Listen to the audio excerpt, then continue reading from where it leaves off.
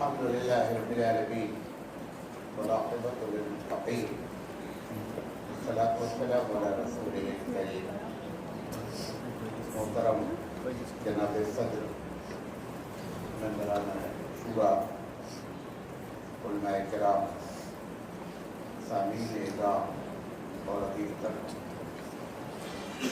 کیونکہ انجمن کے ذمہ داروں نے 15 منٹ کا وقت کیا ہے، میں انشاءاللہ 15 منٹ بات کروں گا. وہ 3 باتیں کریں گے. اللہ تعالیٰ ہمیں صحیح بات کہنے کی اور آپ کو صحیح بات سمجھنے کی توفیق عطا فرمائے. دیکھیں، آپ کو ہماری بیماری کے بارے میں معلوم ہے، نہ آپ کو مایوس ہونا چاہیے اور ہم کو قطعی نہیں مایوس ہونا چاہیے. اللہ تعالیٰ کام لینا چاہے گا زندگی عطا کرے گا، اور اگر کام ختم ہو گیا ہے تو ہم جیسوں کا بے کام کے دنیا میں رہنے کا فائدہ نہیں ہے. تو اس لیے اس پر زیادہ آپ پریشان ہیں. مدرسے کا جو فیوچر کا یا مدرسے کا جو ہمارا مقصد ہے، کیونکہ ممبران شورا یہاں موجود ہیں، ہمارا مقصد اس مدرسے کو اعتدال کے ساتھ چلانا.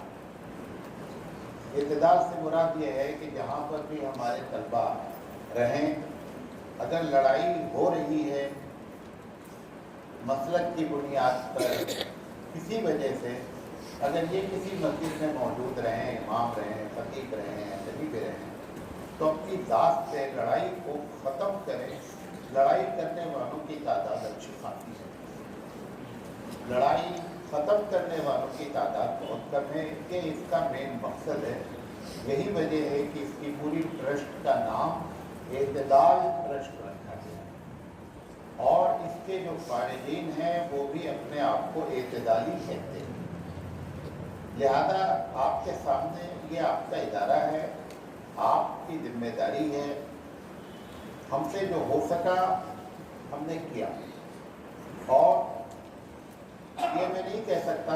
اللہ تعالیٰ کی نگاہ میں تو یقینی بات ہے کہ بندہ اس کے معیار پہ نہیں اتر سکتا. بہرحال ہم نے کوشش کی، بس اللہ تعالیٰ اس کوشش کو، ٹوٹی پھوٹی کوشش کو کیا کر لے، قبول کر لے. یہی سب سے بڑی جو ہے مزدوری ہے، اور یہی سب سے بڑا جو ہے وہ اجر ہے.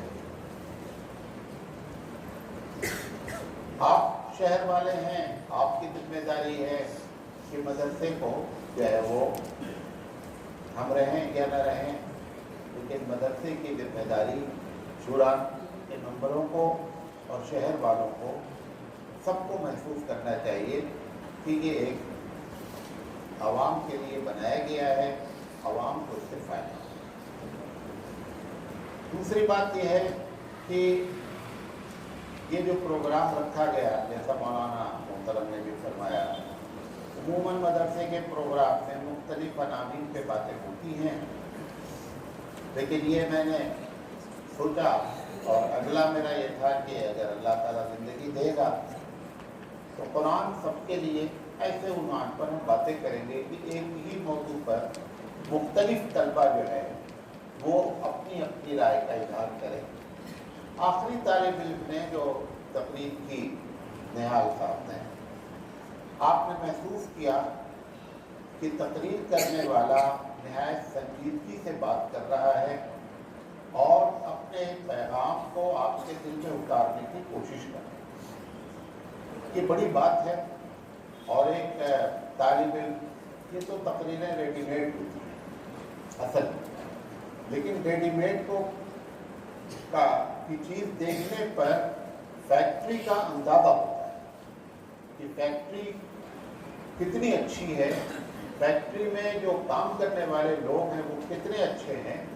تو اس سے ہمارے اسٹاف کا، ہمارے مدرسے کا، ذمہ داروں کا، ان کا جو ہے وہ اندازہ ہوتا ہے کہ کس طریقے سے محنت کی جا رہی ہے. محنت بہت کی جا رہی ہے. اور ویسے بھی آپ کو بتائیں کہ مدرسہ چلانا دنیا کا سب سے بڑا درد سر کام. कहने के लिए आसान काम है, लेकिन वाकई में मदरसा चलाना तो बहुत मुश्किल तरीन काम है। बहरहाल मुश्किल तरीन काम वही लोग करते हैं जो अम्बिया के वारिस हैं, और ये जिम्मेदारी अल्लाह ताला उन पर डालता है और वो निभाने की कोशिश करते हैं। कहीं हो सकता है चूक भी हो जाए तो अल्लाह ताला हमारी गलतियों को जो है वो माफ करता है। आखिरी बात, 10 मिनट मेरा और बचा है। आखिरी बात सीरत के हवाले से देखिए, एक बात मैं आपको ये कहना चाहता हूँ कि आप अपने दिल में ये बात बैठा लें कि अल्लाह ताला ने हमारे नबी के उसवे पर अमल करने पर दुनिया और आखिरत की कामयाबी रखी है। हो सकता है कि बहुत बड़े बड़े लोग डिफरेंट टाइप्स के आइडियाज रखते हों, बड़े जीनियस हों, लेकिन मैं आपको ये बताता हूँ कि जैसे अल्लाह ने एक जड़ी बूटी में अपनी तासीर रखी है कि आप ये दवा खाएंगे तो आपका बुखार उतर जाएगा। एक एलोपैथिक डॉक्टर बड़ा काबिल होता है, बड़ा पैसा खर्चा करके डॉक्टर बनता है, अगर वो ये कहे मैं नहीं मानता, इस जड़ी बूटी में कोई असर नहीं है, तो ना मानने की बुनियाद पर उस जड़ी बूटी का असर खत्म नहीं होगा। वो अल्लाह ने रखा है, वो हर हाल में रहेगा। यही सेम बात हमारे नबी करीम सल्लल्लाहु अलैहि वसल्लम के बारे में अल्लाह ने उनके उसमें में ये रखा है कि तुम दुनिया में भी कामयाब होगो और आखिरत में। अच्छा, आपने उनके उसवा को छोड़ करके सारे आइडियाज इस्तेमाल कर रहे हैं, उसके बावजूद जैसा वो बच्चे ने कहा ना कि आखिर हम क्यों जलील हो रहे हैं, सारे दूसरे आइडियाज इस्तेमाल करके जब इज्जत नहीं मिल रही है तो एक मर्तबा उस आइडिया को भी इस्तेमाल कर लिया जाए। जिस आइडिया को छोड़ करके आप इज्जत तलाश कर रहे हैं, उस आइडिया पर एक मर्तबा आ जाए, हो सकता है मसला बन जाए। बल्कि मैं अपने, अगर मुझसे कहें तो मैं कहूँगा कि मसला बन ही जाएगा, समझे। और एक बात ये दिल में बैठा लें। दूसरी बात, नबी करीम सल्लल्लाहु अलैहि वसल्लम से मोहब्बत और नबी करीम सल्लल्लाहु अलैहि वसल्लम से अकीदत जो है ना, ये एक लॉजिक है। लॉजिक को मतलब समझते हैं, मतलब अकल तकाजा करती है कि मोहम्मद सल्लल्लाहु अलैहि वसल्लम से मोहब्बत की जाए। ये एक ये होता ना कि आप बिकॉज आप मुस्लिम हैं, आप मोहम्मद सल्लल्लाहु अलैहि वसल्लम से मोहब्बत करते हैं। उसके अलावा भी अकली तकाजा भी यही है कि मोहम्मद सल्लल्लाहु अलैहि वसल्लम से मोहब्बत आप ही को नहीं, सबको करना चाहिए। और ये भी आपको बताते हैं कि दुनिया की एक बड़ी तादाद, ये जो चंद लोग हैं जो नबी के खिलाफ कुछ बोलते रहते हैं, वरना दुनिया की एक बड़ी तादाद हबीब मुस्तफ़ा से क्या करती है, सही जानती, भले ईमान लाए उन पर ना लाए, लेकिन वो अंदर से अल्लाह के रसूल को सही जानती है। वो लॉजिक क्या है? वो लॉजिक ऐसी है कि हर आदमी को हबीब मुस्तफ़ा से अकीदत और मोहब्बत होनी चाहिए। वो लॉजिक 3, किसी से मोहब्बत की जो वजह होती है, एक वजह होती है जमाल। क्या होता है? जमाल। जमाल समझते हैं? कोई चीज खूबसूरत होती है, आप चाहें या ना चाहें आप उसकी तरफ अट्रैक्ट हो जाएं। जैसे गुलाब है, गुलाब कभी कहता नहीं है कि आओ और मेरी तरफ आप अट्रैक्ट, आप मजबूर हैं। गुलाब को देखते ही आपका दिल क्या होता है, उसकी तरफ अट्रैक्ट हो जाता है। तो एक चीज है जमाल होता है। तो मोहम्मद सल्लल्लाहु अलैहि वसल्लम से मोहब्बत की एक वजह, अब ठीक है हमने मोहम्मद सल्लल्लाहु अलैहि वसल्लम को नहीं देखा है, लेकिन आपको मालूम है दुनिया के किसी भी शख्स का कि जमाल का बाल से लेकर के पैर के नाखून तक का जिक्र किसी भी नबी हो या कोई भी हो, उसका किसी का जिक्र ही नहीं।